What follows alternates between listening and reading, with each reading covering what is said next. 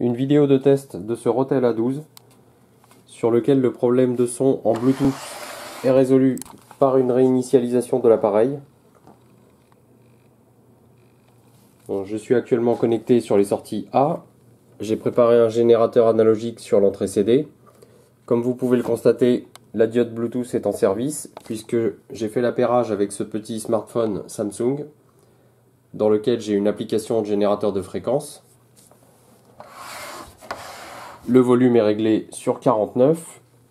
Le niveau de sortie de mon téléphone est sur sa position maximale.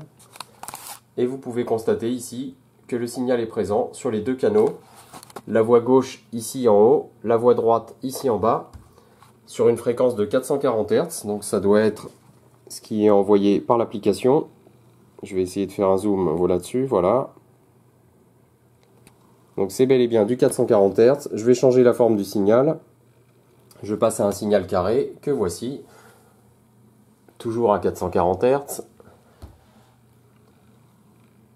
Bien sûr c'est du Bluetooth, hein, donc le signal audio est légèrement parasité. Je passe maintenant sur un signal triangulaire.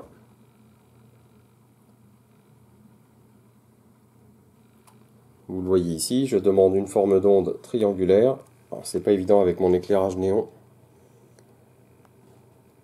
Et je reviens sur un signal sinusoïdal. Je vais augmenter légèrement la fréquence. Je mets 459, donc c'est la fréquence que je devrais retrouver à l'oscilloscope. Et la voici. Et comme vous pouvez le constater, les deux canaux sont présents.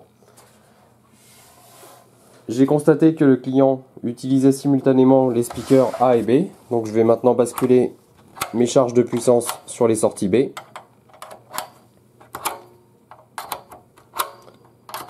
Voilà. Et comme vous pouvez le constater, sur les sorties B également, les deux canaux sont présents, correctement amplifiés. Je vais à nouveau changer la forme du signal. Je passe sur un signal triangulaire et le voici. Toujours avec une fréquence de 459 Hz.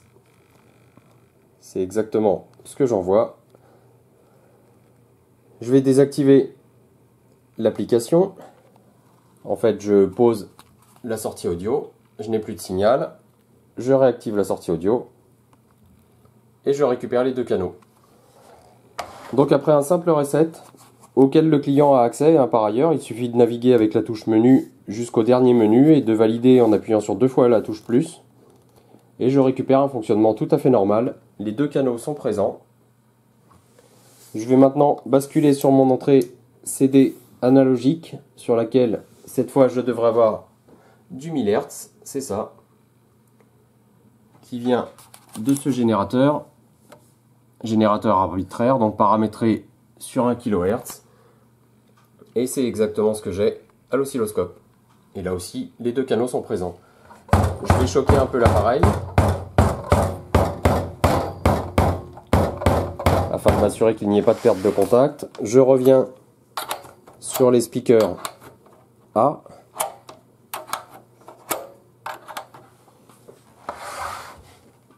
Donc toujours sur CD. Les deux canaux sont présents. Je choque légèrement l'appareil.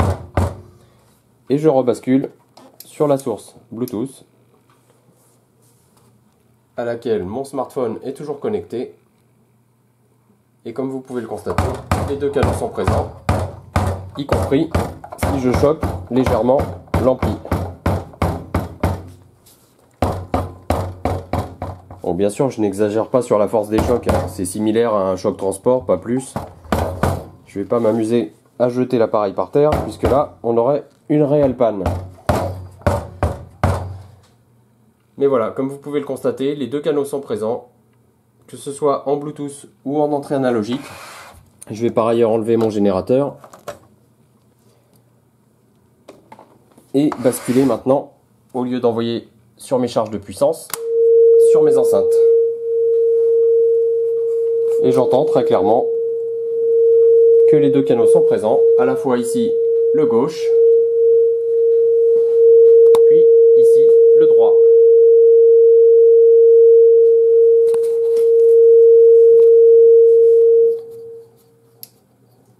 Quand je mets le volume à 0, j'ai une coupure des deux canaux.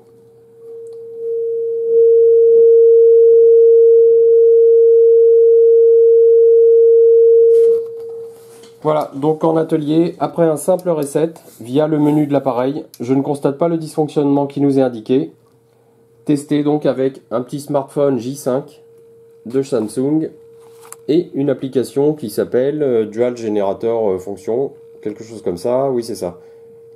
Dual Channel Function Generator. Donc je vais désactiver la sortie. On devrait l'entendre se désactiver. Je la réactive. Et avec cette appli, je peux demander soit uniquement, là je désactive les deux, je peux demander uniquement le canal gauche, je le désactive, uniquement le canal droit, ou aucun des deux bien sûr. Je réactive le droit, je réactive le gauche, je désactive le droit. On peut très facilement, grâce à cette application, faire tous les essais nécessaires, comme si on utilisait ce type d'appareil. Donc voilà, je ne constate pas en atelier le défaut qui nous est indiqué. Je vais demander donc au client de vérifier ses sources Bluetooth.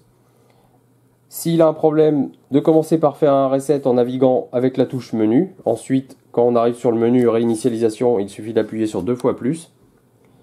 Et puis si le client rencontre un souci, je le remercierai de nous faire une vidéo explicative afin de démontrer quel problème il rencontre dans son installation.